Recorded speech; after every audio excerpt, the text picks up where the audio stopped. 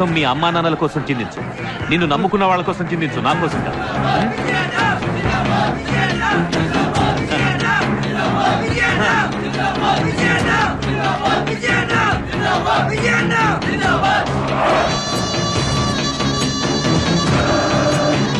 మీ అమ్మా నాన్నలు మీకు డబ్బు కట్టి ఇక్కడికి పంపించింది మీరు చదువుకోవడం కోసం, ఎవరినో లీడర్ని చేయడానికి కాదు, ఇంకెవడి వెనుకో తిరగడానికి కాదు. మీరు యూనియన్స్ ఫామ్ చేసుకుంది, ఎలక్షన్స్ పెట్టుకుంది, ఒకరినొకరు గెలిపించుకుంది మీ సమస్యలు మీరు పరిష్కరించుకోవడం కోసం. ఈ ఊళ్ళో ఏ గొడవలు జరగాలన్నా, బస్సద్దాలు పగలాలన్నా ఆ శంకర్ గాడి మనుషులు వాడుకునేది మిమ్మల్నే. వాళ్ళు మీ మధ్యలో దూరి ఇవన్నీ చేస్తారు, పారిపోతారు, కానీ నాశనం అయ్యేది మీ భవిష్యత్తే. నేను ఒకప్పుడు మీలాగే స్టూడెంట్, కాలేజీలో చదివాను, ఇలాంటివెన్నో చూశాను, ఎన్నో చేశాను. నేను ఇవన్నీ మీకు ఎందుకు చెప్తున్నానో అర్థం చేసుకోవడానికి ప్రయత్నించండి. ఆ శంకర్ గాడు వచ్చి కులం పేరు చెప్పి, ప్రాంతం పేరు చెప్పి, లోకల్ అని చెప్పి, నాన్ లోకల్ అని చెప్పి మిమ్మల్ని రెచ్చగొడితే రెచ్చిపోవద్దు. నాకొచ్చి చెప్పండి, నేను చూసుకుంటాను. అవసరమైతే మీకోసం, మీ బాగు కోసం ఎంత దూరమైనా వస్తాను.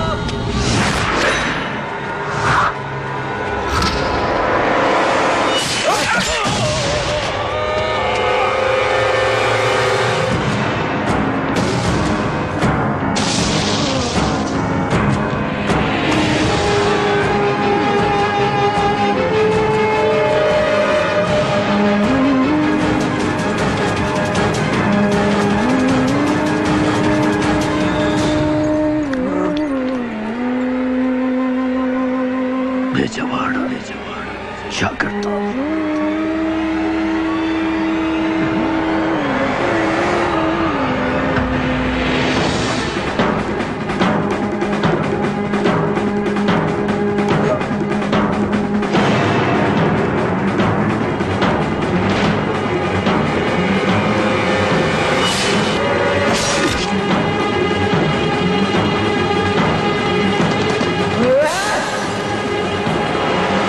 లీడర్ని చేయడానికి కాదు. బేజవాడ జాగ్రత్త.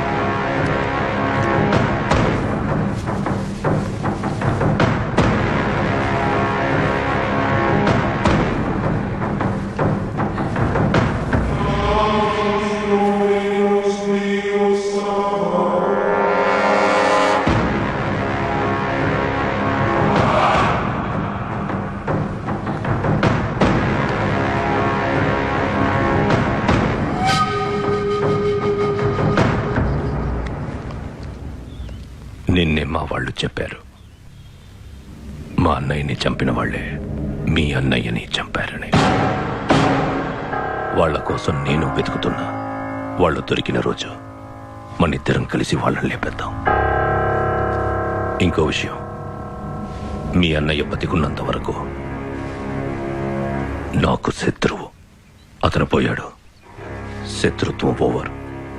నాతో నీకెప్పుడు ఎలాంటి అవసరం వచ్చినా నా ఇంటికి రా, నీకు హెల్ప్ చేస్తా. తప్పకుండా చేస్తా.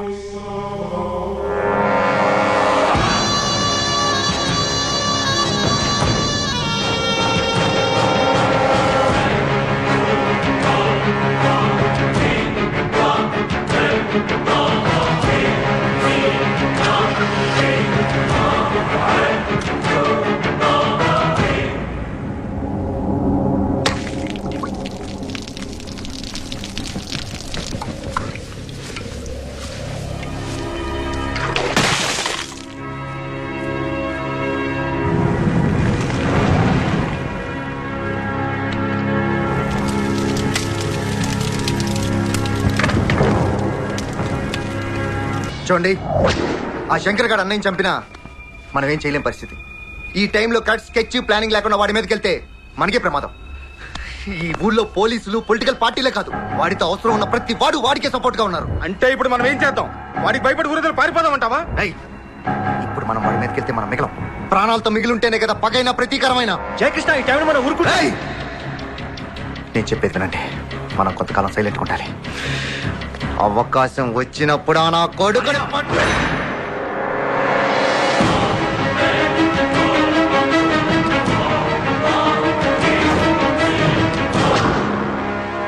వాడిని చంపే దమ్ము లేకపోతే పక్కకు తప్పుకో.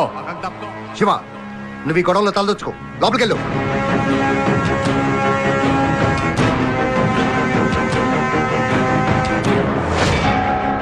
వాడు చంపితే మాత్రం మనం చావాలా? మనం చంపితే వాడు చావడా? ఆడు దింపుతేనే కత్తి దిగుద్దా? మనం దింపుతే దిగదా? శివ, నువ్వు చిన్నోడివి, ఎందుకురా నీకు ఇవన్నీ? ఏయ్! చంపడానికి చావడానికి చిన్నేంటి పెద్దేంటి? కత్తి ఎవడు పొడిసినా దిగుద్ది. ఈ కళ్ళతో చూశాను అన్నయ్య చావుని. నువ్వు చూసావా? నువ్వు చూసుంటే గుండె రగిలిపోయేది. శివ, వాడెంత డేంజర్ నీకు తెలీదు. దెబ్బ కొడితే మనం తట్టుకోలేము. ఏయ్! ఏయ్! వాడు కొడితే ఎవడైనా పడతాడేమో, అదే నేను కొడితే పడి పోతాడు. చావు భయంతోనూ ఇలాగే ఇంట్లో కూర్చో. నేను మాత్రం కూర్చోను. అన్నయ్యని చంపినోడి చావు కేకతో ఒకరోజు మళ్ళీ బెజవాడ నిద్రలేపి అప్పుడు మీ ముందుకొస్తా.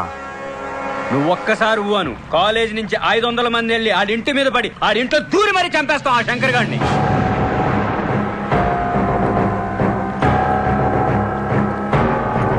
వాడిని చంపితే వస్తుందిరా? ఆఫ్టర్ ఆల్ ఒక్క రౌడీ చేస్తాడు.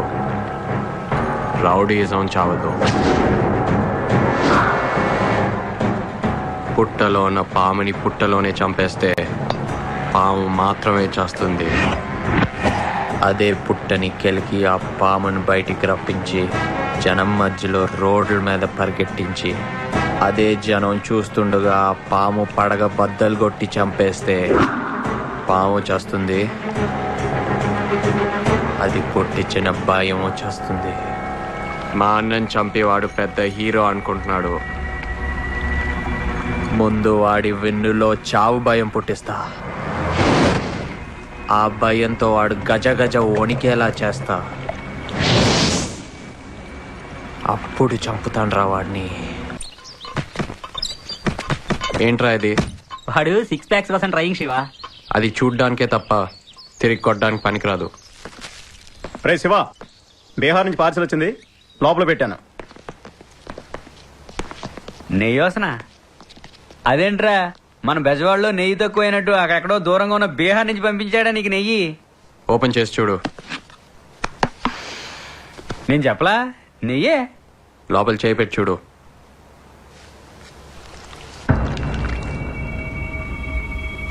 ఇదెందుకురా? అవసరమని నేనే తెప్పించా. మన బెజవాడ బాగా డెవలప్ అయిపోయిందిరా శివ.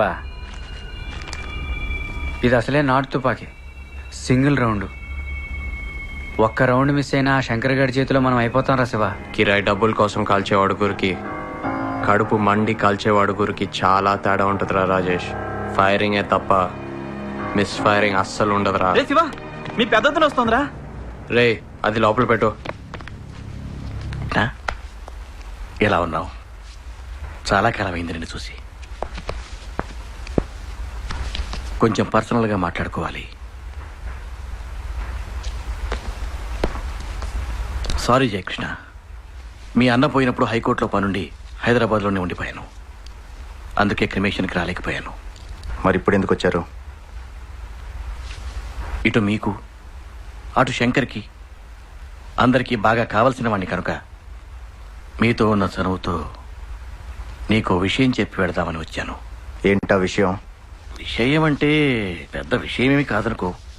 సరే, ఇవన్నీ ఎందుకు, డైరెక్ట్గా పాయింట్కి వస్తాను. మీ తమ్ముడు శివకృష్ణ శంకర్కి కౌంటర్ అయ్యాలని చూస్తున్నట్ట? ఇప్పుడు బెజవాడలో మీరు అనుకుంటున్నట్టుగా అతను చిన్నవాడేం కాదు. చాలా మంది పెద్దవాళ్ళు అతని వెనకాలన్నారు. చూడు జయకృష్ణ, మీ అన్న పోవడంతో శంకర్కు మీకు మధ్య ఉన్న గొడవలన్నీ దాదాపు అయిపోయినట్టే. మళ్ళీ ఈ టైంలో స్కెచ్లు, కౌంటర్లు అంటూ పిచ్చి పిచ్చి ప్లాన్లన్నీ వేసి అతన్ని రెచ్చగొట్టి శివని ప్రాణాల మీదకి తెచ్చుకోవద్దని చెప్పు. ఇప్పుడు ఈ ఫ్యామిలీకి నువ్వే పెద్దవాడివి. అతనికి నువ్వే నచ్చ చెప్పు. రేపు ఎటుపోయి ఎటొచ్చినా శివ అందరికీ దూరం అయిపోతాడు. బాగా చదువుకున్నవాడు. తనకి ఎంతకన్నా చెప్పాల్సిన అవసరం లేదనుకుంటా. కొంతకాలం ఈ గొడవలన్నీ మర్చిపోయి కామ్గా ఉండమను. శంకర్ శివ జోలికి రాకుండా నేను చూసుకుంటా. శివని జాగ్రత్తగా ఉండమను.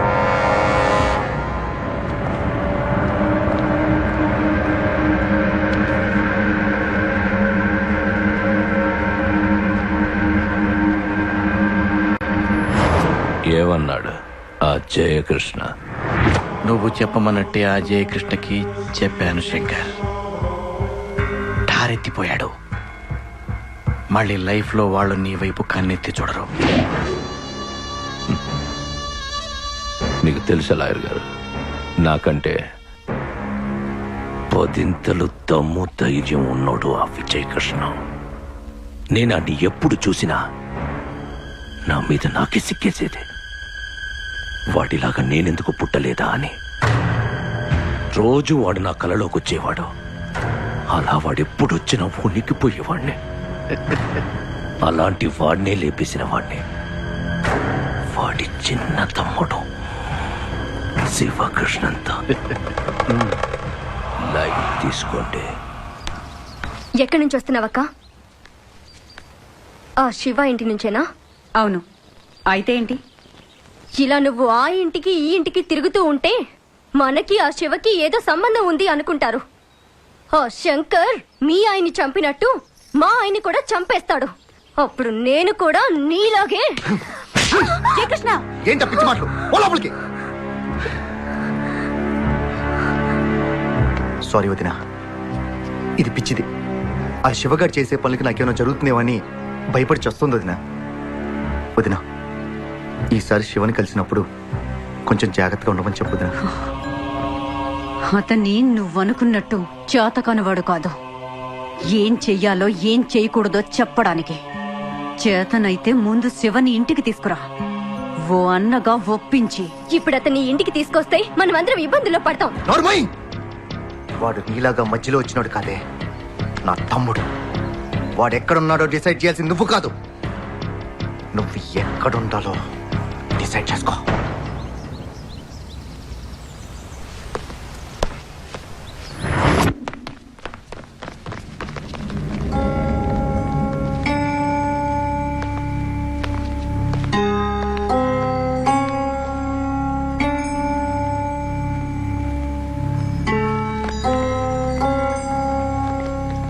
ఆ రోజు నువ్వు ఎందుకలా మాట్లాడేవో అర్థం చేసుకోగలను. అవన్నీ మర్చిపోదాం. కానీ ప్రజెంట్ సిచ్యువేషన్లో నువ్వు ఇక్కడ ఒంటరిగా ఉండకూడదు. అన్నయ్య, నేను ఇక్కడ ఉంటే నా ఒక్కడికే డేంజర్. నేను అక్కడికి వస్తే మీ అందరికీ డేంజర్. అది నాకు ఇష్టం లేదు. డేంజర్ మన ఫ్యామిలీ కొత్త ఏం కాదురా.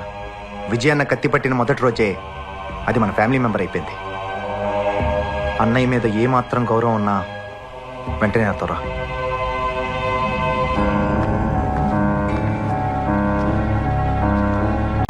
అన్నయ్యని చంపినవని చంపాలని నాకు మాత్రం లేదా? వాళ్ళు నిన్నేమన్నా చేస్తారేమో నేను వెనక్కి తగ్గానే తప్ప భయపడి కాదు. అన్నయ్య ఏ గొడవలకైతే నేను దూరంగా ఉంచాలనుకున్నాడో నువ్వు వాటికే సిద్ధపడ్డాక,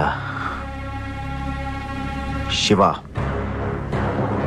నువ్వు ఏం చేయాలనుకుంటే చెయ్యి. నీ వెనక మేము అందరం ఉన్నాం. చచ్చినా బతికినా కలిసే చేద్దాం.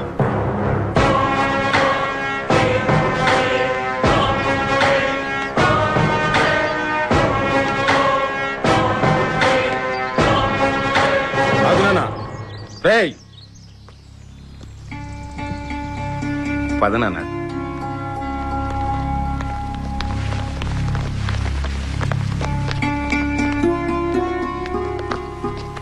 తీసుకొచ్చాను వదినా.